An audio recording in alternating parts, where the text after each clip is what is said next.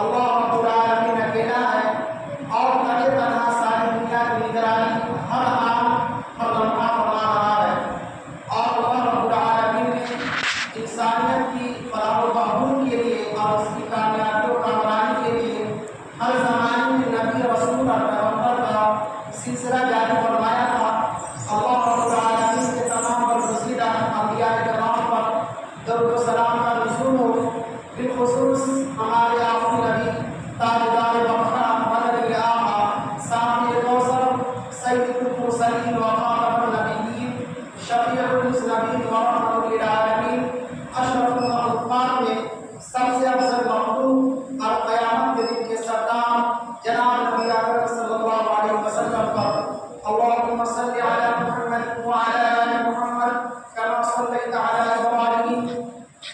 وعلى آل إبراهيم إنك حميد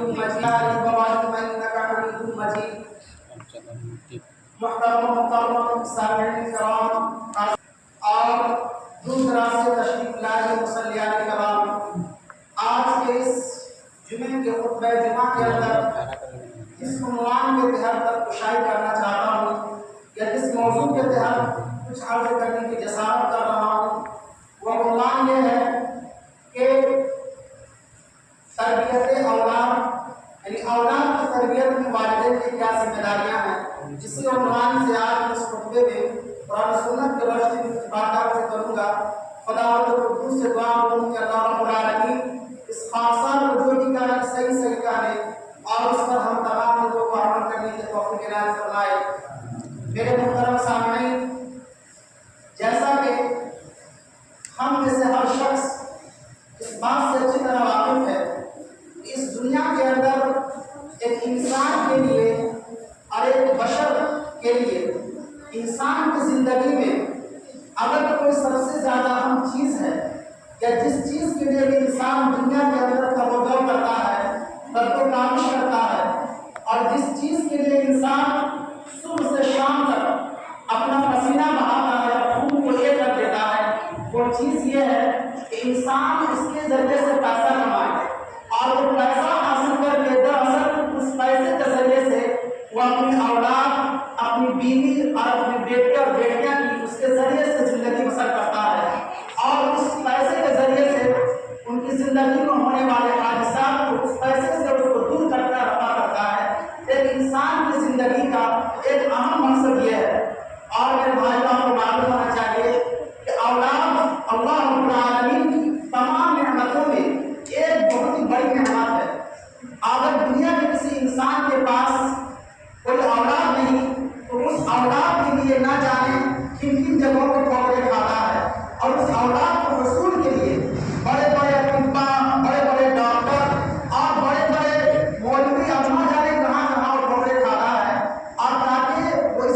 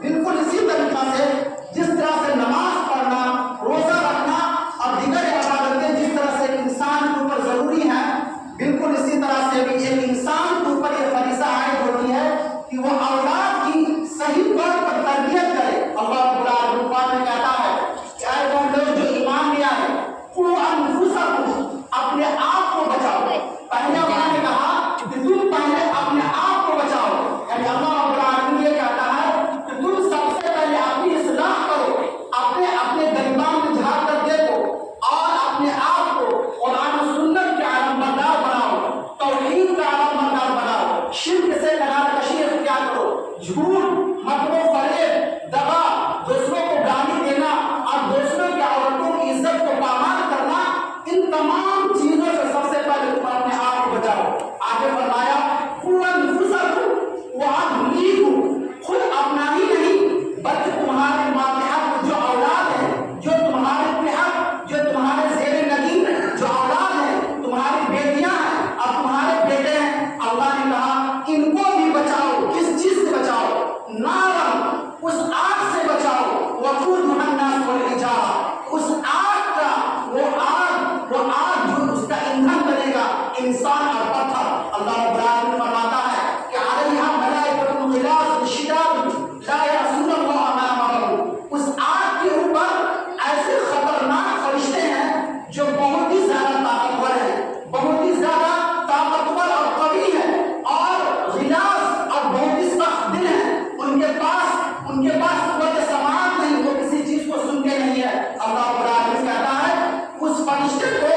जब हम हुक्म देते हैं ला यअसूना अल्लाह मा अमरहु व यफअलूना मा युमरून, तो वो किसी भी काम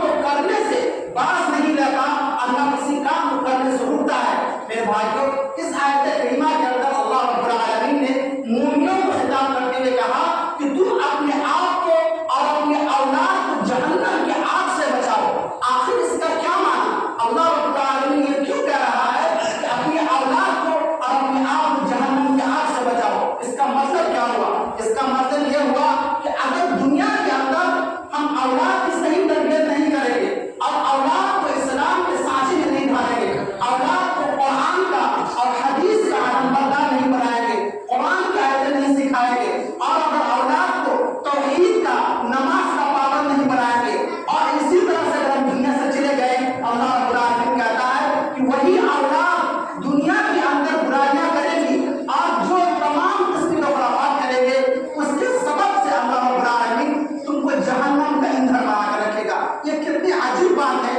एक औलाद के लिए हम पूरी जिंदगी मेहनत करते हैं, पूरे अपना खून पसीना एक करते हैं, दिन रात एक करते हैं, और वही औलाद हमारे लिए जहन्नम का सबब बने, इससे बड़े हमारी बदबख्ती क्या होगी? मेरे भाइयों, जरा आगे गौर करते हैं कि औलाद की तरबियत के मुताबिक अल्लाह रब्बुल आलमीन, अल्लाह के नबी सल्लल्लाहु अलैहि वसल्लम ने क्या बात कही? अल्लाह के नबी सल्लल्लाहु अलैहि वसल्लम ने कहा कि देखिए मा मिन मौलूदिन यूलदु अलल फितरा,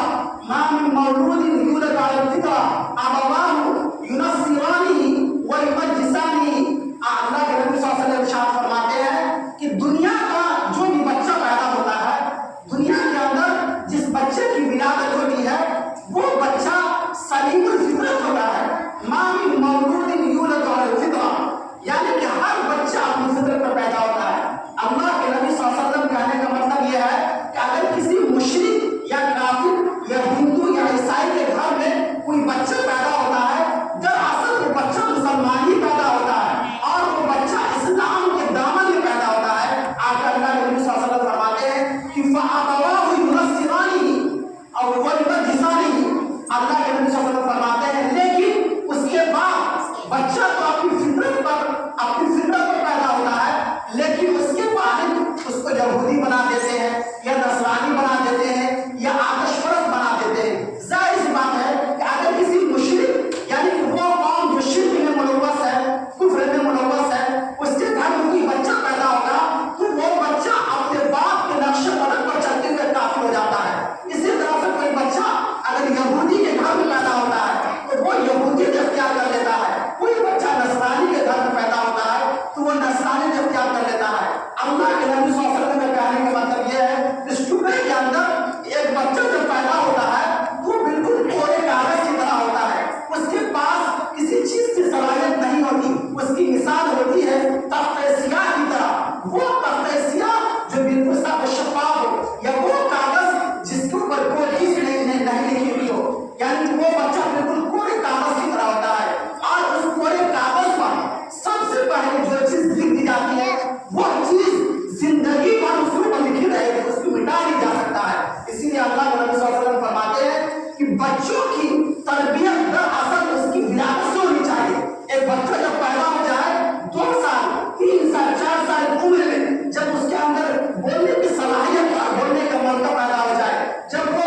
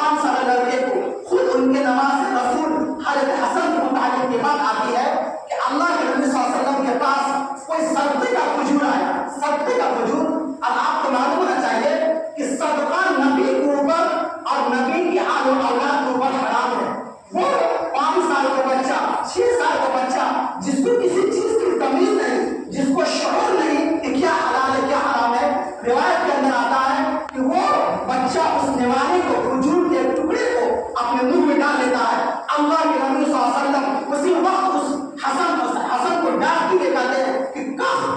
कि अरे हसन, जो तुमने खाया है ये असर दरअसल हराम करने वाला है, तुम उसको थूको। उसी वक्त हजरत हसन थूकते हैं। इससे क्या सबक मिला?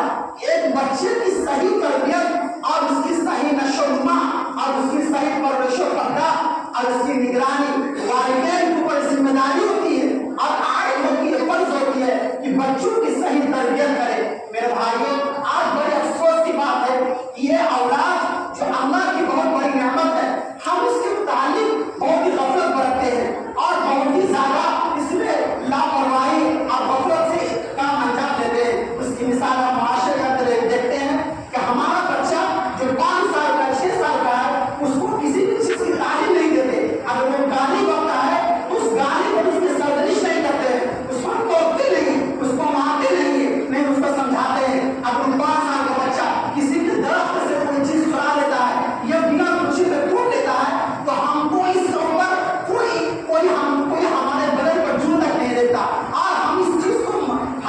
हराम समझते नहीं। खुदा की कसम, किसी के दरख्त से कोई चीज बिना इजाजत के ले लेना, ये अल्लाह के नबी सल्लल्लाहु अलैहि वसल्लम के और कुरान और हदीस के मुताबिक ये चीज हराम है। और जाहिर सी बात है, जिस बच्चे के अंदर अगर हराम का निवाला चल जाए, तो हराम की निवाले से ही उसके जिस्म का गोश्त बनता है, खून तैयार होता है और वही इसके जरिए से उसकी परवरिश बर्दाश्त होती है। बताइए वो बच्चा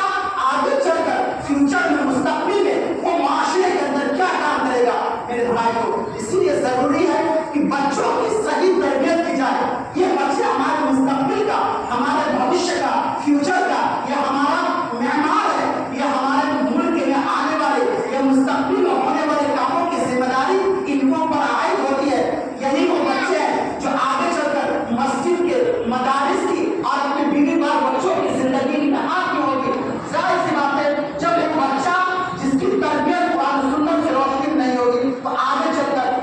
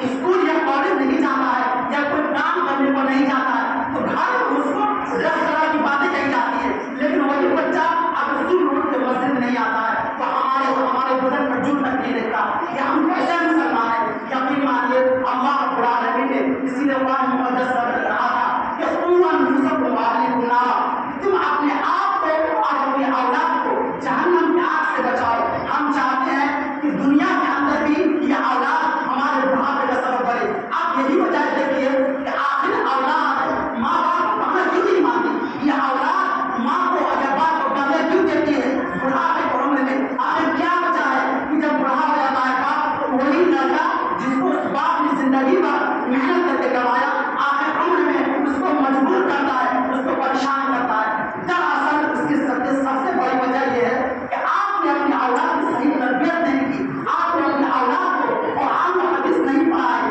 آپ دنیا کے تمام علوم سکھا دیے۔ آپ سکھائیے نا، آپ ڈاکٹر، انجینئر، پائلٹ، گریجویشن، آپ دنیا کی تمام تر علوم کو سکھائیے، لیکن سب سے پہلے قرآن کا سیکھنا اور حدیث کا سیکھنا مسلمان کا ضروری ہے۔ نہیں تو یہ دنیا کے اندر ہی بچہ آپ کی اولاد جا کرے گا اور قیامت کے دن بھی اللہ رب العالمین اس بچے کو آپ کے لیے جہنم میں جانے کا سبب بنا دے گا۔ میرے بھائیوں، ایک حدیث میں اس طرح کی باتیں آتی ہیں جس میں اللہ کے نبی صلی اللہ علیہ وسلم نے ارشاد فرمایا کہ قیامت کے دن ایک بچہ جہنم میں جا رہا ہوگا، وہ جہنم میں جا رہا ہوگا اور اس کا باپ جنت میں جا رہا ہوگا۔ وہ بچہ روک دے گا اور کہے گا خدا قدس کے سامنے یہ عرض کرے گا اور وہاں پر یہ عرض کرے گا کہ اے اللہ، یہی وہ والد ہے جس نے دنیا کے اندر ہم کو گناہوں سے نہیں روکا، یہی وہ والد ہے جس نے ہم کو خیر اور شر کے درمیان تمیز نہیں کی، اور یہی وہ چیز ہے، یہی وہ شخص ہے جس کا کو گناہوں پر نہیں روکا اور بری باتوں سے ہم کو نہیں روکا۔